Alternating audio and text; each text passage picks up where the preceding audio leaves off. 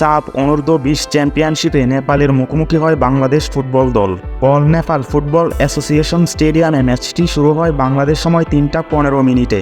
Group champion হওয়ার লক্ষ্যে প্রথম মিনিট থেকেই গোল আদায়ে মরিয়া স্বাগতিক নেপাল। 16 মিনিটে গোলরক্ষক শ্রাবণের ভুলে পিছিয়ে পড়ে বাংলাদেশ দল। এর 2 মিনিট পর আরও একটি গোল হজম করে 18 মিনিটে 2-0 পিছিয়ে পড়ে বাংলাদেশ। গোল হজম করে আক্রমণে ওঠে বাংলাদেশ দল। 26 মিনিটে আসিফের দূরপাল্লার শট দুর্দান্তভাবে রুখে দেয় নেপাল গোলরক্ষক।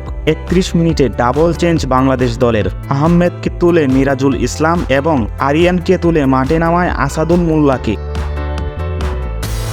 মাঠে নেমেই বাজিমাত করেন মিরাজুল ইসলাম। 41 মিনিটে ডিবক্সে ফাউলের শিকার হন মিরাজ। পেনাল্টি পায় বাংলাদেশ দল। স্পট কিক থেকে গোল করে ম্যাচে ফিরে টাইগাররা। বাকি সময় আর কোনো গোল না হওয়ায় 2-1 গোলে পিছিয়ে থেকে প্রথমার্ধ শেষ করে বাংলাদেশ।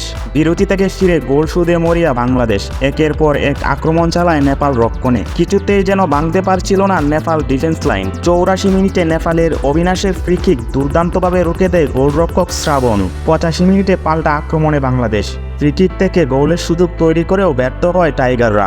90 মিনিটে নেপালের আরও একটি ফ্রি কিক দুর্দান্তভাবে সেভ করেন বাংলাদেশ অনূর্ধ্ব-20 গোলকিপার। ম্যাচের কয়েক সেকেন্ড বাকি থাকতে ভালো একটি সুযোগ পায় টাইগাররা, কিন্তু দুর্দান্ত সেভ করে গোল প্রতিহত করেন নেপাল গোলরক্ষক। ফলে আর কোনো গোল না হওয়ায় রেফারি শেষ বাঁশি বাজার সাথে সাথেই জয়ের উল্লাসে মাতেন নেপালিরা।